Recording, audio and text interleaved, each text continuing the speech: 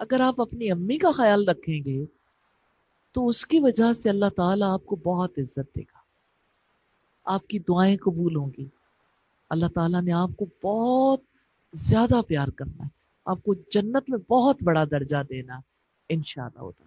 حسن سلوک کیسے کیا جاتا ہے؟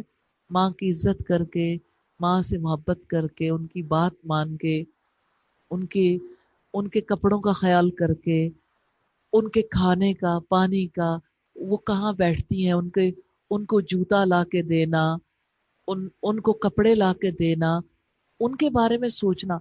کتنے ہی بچے ایسے ہوتے ہیں جنہیں یہ سمجھ نہیں آتی کہ ہمیں ہماری ماں نے ہمیشہ لا کے دیا ہے، ہم آگے بڑھ کے اب امی کو لا کے دیں۔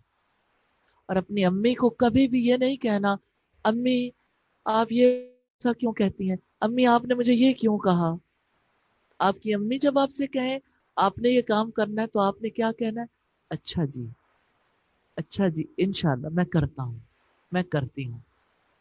تو آپ نے اپنی امی سے عزت کے ساتھ بات کرنی ہے، اور آپ کی امی کوئی کام کر رہی ہو تو آپ نے ان کے ساتھ کام کروانا ہے انشاءاللہ۔ ٹھیک ہے؟ انشاءاللہ تعالی آپ بھی مستجاب الدعوات ہو جائیں گے۔